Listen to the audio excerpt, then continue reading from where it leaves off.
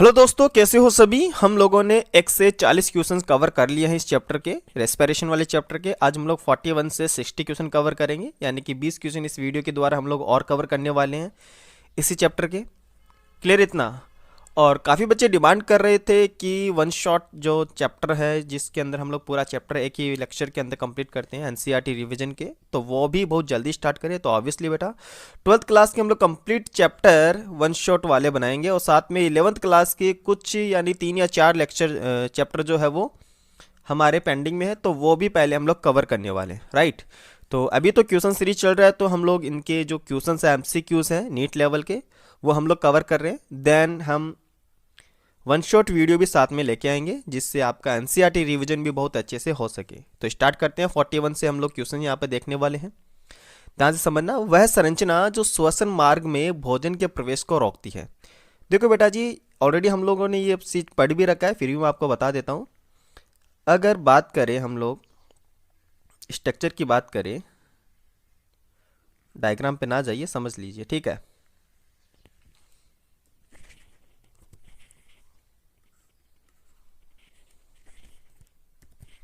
Okay, ध्यान से देखना।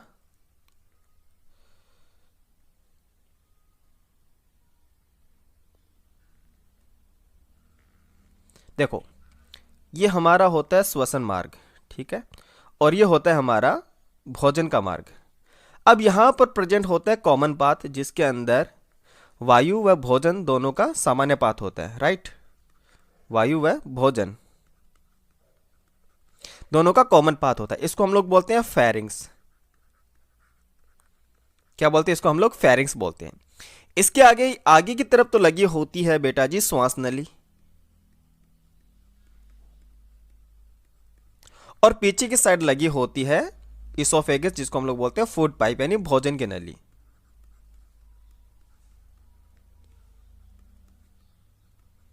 भोजन की नली, इसोफेगस जिसको बोलते हैं। अब देखो, यहां से खाना जब हम लोग निगलते हैं, तो ये खाना इस श्वास नली में ना जा पाए। खाने को कहां जाना चाहिए? सब फूड पाइप के अंदर जाना चाहिए। तो श्वास नली के ऊपर लगा होता है एक ढक्कन जैसी स्ट्रक्चर, एक कप लाइक स्ट्रक्चर लगी होती है। इस स्ट्रक्चर को हम लोग बोलते हैं एपिग्लॉटिस। एपिग्लॉटिस बेटा हम लोग बोलते हैं। राइट। और यही जो एपिग्लॉटिस होता है, ध्यान से देखना, जैसे ही भोजन इसके ऊपर आता है, तो ये इस श्वास नली को बंद कर देता है, जहां से भोजन स्लिप होके कहां पे आ जाता है? फिसल के इस फूड पाइप के अंदर आ जाता है। तो राइट आंसर क्या हो जाएगा इसका? एपिग्लॉटिस राइट आंसर हो जाएगा। नेक्स्ट क्वेश्चन की बेटा बात करें तो मानव में गैसीय विनिमय यानी कि एक्सचेंज ऑफ गैसेस कहां होता है? देखो, मानव के अंदर एक्सचेंज ऑफ गैसेस जो होता है काफी जगह पे होता है। जैसे मैं आपको बताता हूं, एल्वियोली के अंदर होता है। एल्वियोली और जो ब्लड कैपिलरीज होती है उन दोनों के मध्य होता है। उसके बाद आपको पता है टिश्यू फ्लूइड, और वहां पर जो ब्लड कैपिलरीज होती है वहां पर भी गैसेस एक्सचेंज होता है, क्योंकि जो ऑक्सीजन एल्वियोली से हीमोग्लोबिन लेके जाता है वो उत्तकों तक लेके जाता है। जहां पर उत्तक मान लो, जहां पर कोशिका मान लो, जहां पर ऑक्सीजन की रिक्वायरमेंट होती है। राइट। तो उस जगह पर भी तो गैसों का आदान प्रदान होता ही है। तो श्वास नली की बात करें तो यहां पर तो नहीं होता है। प्राइमरी सेकेंडरी टर्शियरी ब्रोंकस में भी नहीं होता है। एल्वियोलिस के अंदर होता है। बेटा याद रखना इस चीज को। क्लियर इतना। नेक्स्ट क्वेश्चन की बात करें, काफी अच्छा क्वेश्चन है, फोकस करते हुए अच्छे से कवर अप करते हैं। निम्नलिखित कथनों पर विचार कीजिए। हमको 2 स्टेटमेंट यहां पर दे रखा है, दोनों को ध्यान से पढ़ना। मानव शरीर में अधिकांश ऑक्सीजन का परिवहन रक्त में उपस्थित प्लाज्मा। अब आप खुद दिमाग लगाइए कि ब्लड में प्रेजेंट जो प्लाज्मा होता है, क्या उसके द्वारा ऑक्सीजन का मैक्सिमम ट्रांसपोर्टेशन होता है? नहीं। मैक्सिमम ऑक्सीजन का ट्रांसपोर्टेशन जो होता है वो किसके द्वारा होता है बेटा जी? हीमोग्लोबिन के द्वारा होता है। 97% ऑक्सीजन का परिवहन जो होता है वो हीमोग्लोबिन के द्वारा होता है। तो ये स्टेटमेंट तो हो गया बेटा जी गलत। नेक्स्ट स्टेटमेंट की बात करें तो मानव शरीर में अधिकांश CO2 का परिवहन WBC के द्वारा होता है। गलत बात है। अधिकांश CO2 का परिवहन बेटा WBC के द्वारा नहीं होता, ये प्लाज्मा में घुलनशील बाइकार्बोनेट के थ्रू होता है। किसके द्वारा होता है? बाइकार्बोनेट के द्वारा होता है। तो ये स्टेटमेंट भी कैसा हो गया? गलत हो गया। तो राइट आंसर क्या आ जाएगा इसका? डी ऑप्शन राइट आंसर इसका आ जाएगा। नेक्स्ट क्वेश्चन की बात करें तो एक हीमोग्लोबिन का अणु कितने ऑक्सीजन अणु का परिवहन यानी कि वहन करता है? तो बेटा याद रखना, एक हीमोग्लोबिन जो होता है उसके अंदर 4 फेरस आयन प्रेजेंट होते हैं। 4 फेरस आयन प्रेजेंट होते हैं और ईच यानी कि हर एक फेरस आयन जो होता है वो एक ऑक्सीजन का परिवहन करता है। तो इस दौरान याद रखना 4 फेरस आयन है तो कितने ऑक्सीजन का परिवहन करता है? 4 ऑक्सीजन अणु का परिवहन करता है। क्लियर है? 4 ऑक्सीजन अणु का परिवहन करता है। तो एक हीमोग्लोबिन कितने ऑक्सीजन अणु का परिवहन करेगा? 4 ऑक्सीजन अणुओं का परिवहन करता है। नेक्स्ट क्वेश्चन की बात करें तो श्वसन के दौरान अधिकतम मात्रा में कौन सी गैस छोड़ी जाती है? अच्छा क्वेश्चन है और काफी बच्चे यहां पर CO2 को टिक करते हैं, लेकिन वो गलत है। देखो बेटा, एनवायरमेंट के अंदर 78% प्रेजेंट होती है नाइट्रोजन गैस। क्लियर है? जब हम लोग ब्रीदिंग करते हैं तो अंदर नाइट्रोजन गैस भी बहुत ज्यादा जाएगी ना नाइट्रोजन गैस। वो बात अलग है कि हमारे ब्लड के अंदर मिक्स नहीं हो पाती, क्योंकि इसकी जो बॉन्डिंग होती है वो कम होती है। ऑक्सीजन की बॉन्डिंग थोड़ी ज़्यादा होती है हीमोग्लोबिन के साथ में, जिससे क्या होता है, हीमोग्लोबिन के साथ ऑक्सीजन बाइंड हो जाता है। तो 78% हम लोग नाइट्रोजन को भी ले रहे हैं, और जब बाहर गैस को निकालते हैं यानी कि वायु को बाहर छोड़ते हैं, तो ऑब्वियस सी बात है जो हमने अंदर लिया है नाइट्रोजन गैस वो बाहर भी तो छोड़ेंगे। ब्लड में तो मिक्स होता नहीं है, तो जितनी ज़्यादा हम नाइट्रोजन गैस ले रहे हैं उस हिसाब से उतनी ही ज़्यादा नाइट्रोजन गैस हम लोग एनवायरनमेंट में वापस रिलीज कर देते हैं, क्योंकि वो ब्लड में मिक्स नहीं होती। तो क्वेश्चन काफ़ी अच्छा है। नाइट्रोजन जो होता है वो मैक्सिमम गैस हम लोग वापस से बाहर रिलीज कर देते हैं। क्लियर हुआ इतना? नेक्स्ट क्वेश्चन की बात करें तो आरबीसी के हीमोग्लोबिन द्वारा कितने प्रतिशत ऑक्सीजन का परिवहन किया जाता है? आरबीसी के द्वारा, क्योंकि आरबीसी सतह पर प्रेजेंट क्या होती है? हीमोग्लोबिन प्रेजेंट होती है। क्लियर है? ओके, देखो बेटा, आरबीसी खुद मिलियंस में है। कितना है? 5 से 5.5 मिलियन पर mm³। क्लियर है? अब एक आरबीसी की बात करते हैं तो एक आरबीसी के ऊपर एवरेज अगर मैं बताता हूं ऑलमोस्ट 270 मिलियन हीमोग्लोबिन प्रेजेंट होते हैं। बिल्कुल शॉक होने वाली बात है, खुद आरबीसी मिलियंस में है और हर एक आरबीसी के ऊपर 270 मिलियन हीमोग्लोबिन के अणु पाए जाते हैं। क्लियर है? और एक हीमोग्लोबिन आपको पता है 4 ऑक्सीजन अणुओं का परिवहन करता है। तो काफी ज्यादा मात्रा के अंदर ऑक्सीजन का जो परिवहन होता है वो कौन करता है? हीमोग्लोबिन करता है। तो मैंने आपको बताया भी कि 97% ऑक्सीजन का परिवहन होता है हमारे बॉडी के अंदर, वो किसके द्वारा होता है? हीमोग्लोबिन के द्वारा होता है। नेक्स्ट क्वेश्चन की बात करें तो हीमोग्लोबिन के द्वारा परिवहित ऑक्सीजन की प्रतिशत मात्रा, ये वही रिपीट हो गया 97%। कौन हीमोग्लोबिन के साथ में स्थायी यौगिक बनाता है? ठीक है, स्थायी यानी कि जो स्टेबल कंपाउंड बनाता है उसके बाद वो ब्रेक नहीं होता है, उसकी ये बात कर रहा है। देखो वैसे तो हीमोग्लोबिन के साथ में O2 भी जुड़ता है, CO2 भी जुड़ जाता है और कार्बन मोनोऑक्साइड भी जुड़ जाता है, लेकिन तीनों में से जो परमानेंट प्रोडक्ट बनाता है वो है कार्बन मोनोऑक्साइड। क्या होता है? Carbon monoxide. CO यानी कार्बन मोनोऑक्साइड की जो बंधन क्षमता होती है वो ऑक्सीजन और कार्बन डाइऑक्साइड से ज्यादा होती है हीमोग्लोबिन के साथ में बात करें। उसके बाद होती है ऑक्सीजन की, और सबसे कम होती है CO2 की बंधन क्षमता। ठीक है? ओके, तो कार्बन मोनोऑक्साइड हीमोग्लोबिन के साथ में परमानेंट जुड़ जाता है यानी स्थायी यौगिक बनाता है। ओके, नेक्स्ट क्वेश्चन की बात करते हैं।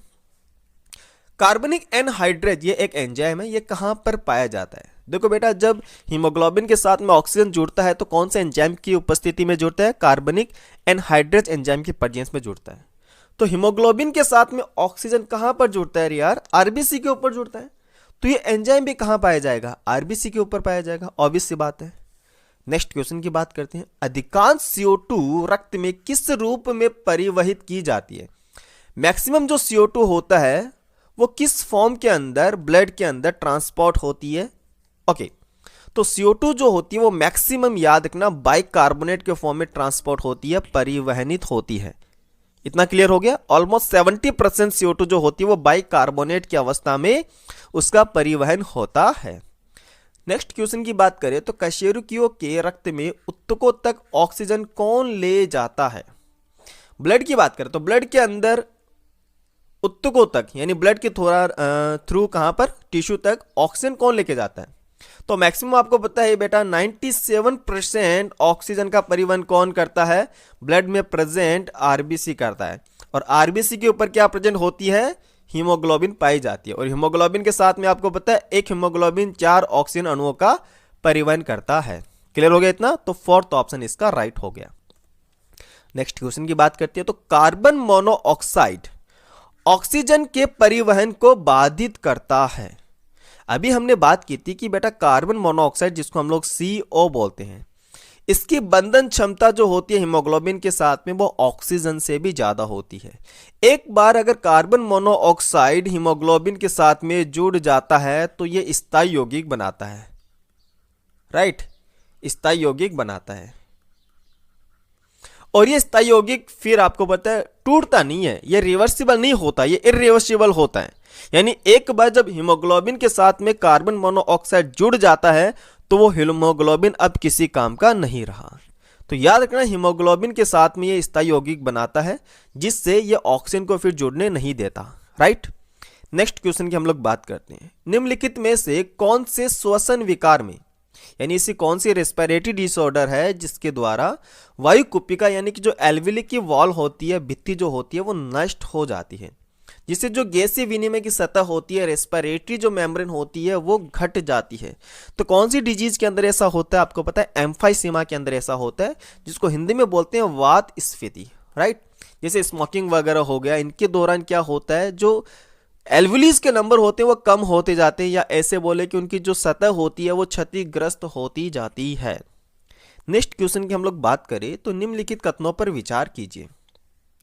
हीमोग्लोबिन के साथ ऑक्सीजन का संयोजन एक उत्क्रमणीय अभिक्रिया है। बिल्कुल, क्योंकि हीमोग्लोबिन के साथ में बेटा जी ऑक्सीजन जुड़ता है, ठीक है, और ये ऑक्सीजन जुड़ने के बाद में कहां पर लेके जाता है? ये टिश्यू के पास लेके जाता है, वहां से ऑक्सीजन रिलीज कर देता है, वापस हीमोग्लोबिन कहां पे आ जाता है? नया ऑक्सीजन को बाइंड करने के लिए आ जाता है एल्वुली के पास। तो बेटा ये एक प्रकार की रिवर्सिबल अभिक्रिया होती है। ये पहला स्टेटमेंट तो सही है। सेकंड बात करते हैं। प्रत्येक हीमोग्लोबिन अणु अधिकतम 2 ऑक्सीजन अणुओं को संयोजित हो जाता है, 2 ऑक्सीजन अणुओं के साथ में। गलत बात है। कितने ऑक्सीजन के साथ में ये बंधन बनाता है? 4 ऑक्सीजन मॉलिक्यूल के साथ में ये बाइंड होता है। तो ये स्टेटमेंट हो गया गलत, फर्स्ट वाला है सही। तो केवल फर्स्ट जो है वही उपरोक्त में से कौन से कथन सही नहीं है, यानी गलत पूछा है, कौन से कथन सही नहीं है। तो याद रखना केवल सेकंड वाला सही नहीं है, फर्स्ट वाला तो सही है। क्लियर हो गया? कौन सा कथन सही नहीं है, हमको ये गलत पूछा है, तो सेकंड वाला जो है कथन वो गलत है। तो सेकंड ऑप्शन बी इसका राइट आंसर हो जाएगा। नेक्स्ट क्वेश्चन की बेटा बात करते हैं। किसके घटने पर ऑक्सीजन हीमोग्लोबिन वक्र दाईं तरफ खिसक जाता है? इंपॉर्टेंट क्वेश्चन है, स्टामा कर लेना बेटा। याद रखना जब हमारे ब्लड के अंदर पीएच घट जाती है तो उस दौरान क्या होता है? ऑक्सीजन हीमोग्लोबिन जो कर्व होता है वो राइट साइड शिफ्ट हो जाता है। किधर होता है वो? राइट साइड शिफ्ट हो जाता है। नेक्स्ट क्वेश्चन की बेटा बात करते हैं। श्वसन केंद्र कहां स्थित होता है? समझना बेटा, एक होता है न्यूमोटॉक्सिक सेंटर जो पॉन्स के अंदर स्थित होता है, लास्ट लेक्चर में हमने देखा था श्वसन केंद्र, और एक होता है वॉमिटिंग केंद्र, वमन केंद्र जिसको हम लोग हिंदी में बोलते हैं। ये दोनों ही जो सेंटर होते हैं वो मेडुला ऑब्लोंगेटा के अंदर प्रेजेंट होता है। इंपॉर्टेंट है, याद रखना। वॉमिटिंग सेंटर भी याद रखना जिसको हम लोग वमन केंद्र बोलते हैं। नेक्स्ट क्वेश्चन की बात करें तो अधिक ऊंचाई पर मानव रक्त में आरबीसी की बात करते हैं। जैसे जैसे हम लोग हिल सेक्शन में जाते हैं, ऊंचाई की तरफ जाते हैं, वहां पर ऑक्सीजन की मात्रा कम होती जाती है। बट हमारे शरीर के अंदर तो ऑक्सीजन चाहिए क्योंकि हम लोग काम कर रहे होते हैं, जा रहे होते हैं, ऊपर चढ़ाई कर रहे होते हैं। तो जैसे ऑक्सीजन की मात्रा कम हो जाती है तो हमारा शरीर क्या करता है? आरबीसी के नंबर को इंक्रीज कर देता है। जैसे आरबीसी के नंबर बढ़ जाते हैं तो आपको पता है जितनी कुछ भी ऑक्सीजन मिल रही होती है वो कंप्लीट ऑक्सीजन हमारा बॉडी उसको यूटिलाइज कर लेता है क्योंकि आरबीसी का नंबर ज्यादा है।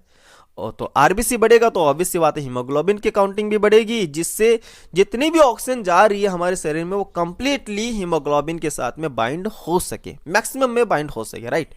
तो जैसे हम लोग अधिक ऊंचाई पर जाते हैं तो आरबीसी के जो नंबर होते हैं वो संख्या होती है वो बढ़ जाती है। नेक्स्ट क्वेश्चन की बात करिए, ये भी इंपॉर्टेंट है, स्टामा कर लेना।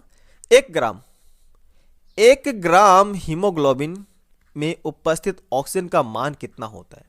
बेटा याद रखना ये होता है 1.34 ml। स्टमक लेना, डायरेक्टली इसको याद रखना कि 1 ग्राम हीमोग्लोबिन में ऑक्सीजन का मान होता है 1.34 ml होता है। और आपको पता है नॉर्मल मनुष्य के अंदर बात करें तो 12 से 16 ग्राम पर 100 ml के अंदर हीमोग्लोबिन की मात्रा होती है, राइट। चलिए नेक्स्ट क्वेश्चन की हम लोग बात कर दे। यदि ब्लड में CO2 की मात्रा बढ़ जाए तो श्वास यानी जो ब्रीदिंग रेट होती है उस पर क्या इफेक्ट पड़ेगा। यार ब्लड में अगर CO2 की मात्रा बढ़ जाएगी तो हम क्या करेंगे, CO2 को बाहर निकालने के लिए क्या करेंगे, ज्यादा यानी जो ब्रीदिंग होती है उसको तीव्र कर देंगे, फास्ट करेंगे। तो जैसे तीव्र करेंगे तो ऑक्सीजन अंदर ज्यादा जाएगी और CO2 जो अंदर ज्यादा बन रही है वो कहां पर आ जाएगी, एनवायरमेंट में आ जाएगी। तो जो ब्रीदिंग होती है, श्वास जो होता है वो बढ़ जाता है, गहरी गहरी सांस लेते हैं और जल्दी जल्दी सांस लेते हैं, राइट। ओके नेक्स्ट क्वेश्चन की बात करते हैं। तो लंग्स के ऊपर झिल्ली आवरण कहलाता है। फेफड़ों के बाहर की तरफ जो उसको प्रोटेक्शन का काम करता है, उसको बचाव का कार्य करता है, उस झिल्ली आवरण को क्या बोलते हैं हम लोग, प्लूरा बोलते हैं। क्या बोलते हैं बेटा, प्लूरा। और यहाँ पर एक द्रव पाया जाता है जिसको हम लोग प्लूरल फ्लूइड बोलते हैं, जिसके अंदर अगर इस द्रव की मात्रा बढ़ जाती है तो एक डिजीज हो जाती है जिससे चेस्ट में पेन होता है। उस डिजीज को हम लोग बोलते हैं प्लूरेसी। क्या बोलते हैं उसको हम लोग, प्लूरेसी हम लोग बोलते हैं, राइट। तो 60 क्वेश्चन कंप्लीट हो चुके हैं। आई होप सो कि आपको सारे क्वेश्चन कवर अप हो गए होंगे। इसके बाद में एक लेक्चर और आएगा जिसमें 61 से 75 तक क्वेश्चन हम लोग और कवर करेंगे, जिससे हमारे जो इंपॉर्टेंट इस चैप्टर से रिगार्डिंग 75 क्वेश्चन है वो कंप्लीट हो जाएंगे। एक चीज़ आपको और बतानी थी बेटा कि हम नून एकेडमी के ऊपर भी डेली लाइव क्लासेस लेते हैं, इवनिंग 7 to 8 PM। ओके यहाँ पर 11th क्लास की डीपली यानी कि नीट लेवल की हम बायोलॉजी कवर कर रहे हैं। तो आप यहाँ पर भी ज्वाइन कर सकते हो अगर आप नीट प्रिपरेशन या फिर आप 11th क्लास के अंदर हो। तो यहाँ पर लाइव इंटरेक्टिव क्लासेस तो होती ही होती है, उसके साथ साथ आपको यहाँ पर PDF के फॉर्म में नोट्स भी प्रोवाइड किए जाएंगे। हो सकता है अगर आपको कहीं डाउट आ जाए तो आप डायरेक्टली हमसे बात भी कर सकते हो, उस डाउट के ऊपर कमेंट कर सकते हो, या फिर डायरेक्टली मुझसे ही आप बात कर सकते हो। ज्वाइन करने के लिए आपको PCMB UP बोर्ड वाला जो ग्रुप है उसको ज्वाइन करना है। डिस्क्रिप्शन में लिंक है, वहाँ से आप नून एकेडमी ई-लर्निंग प्लेटफॉर्म को आप डाउनलोड कर सकते हो प्ले स्टोर से। देन उसके बाद PCMB UP बोर्ड वाला NCERT कोर्स आप ग्रुप में जितने भी है मेंबर, जैसे मैं हूं तो आप मेरा जो ग्रुप है उसके अंदर आप ज्वाइन कर लीजिए। ओके और यहाँ पर कंप्लीटली यानी 100% आपको फ्री ऑफ कोर्सेज देखने को मिलते हैं, किसी भी प्रकार का आपका पैसा खर्च नहीं होगा। तो मिलते हैं फिर हम लोग नेक्स्ट लेक्चर के अंदर नेक्स्ट वीडियो के साथ। तब तक के लिए thank you so much, bye bye, have a good day.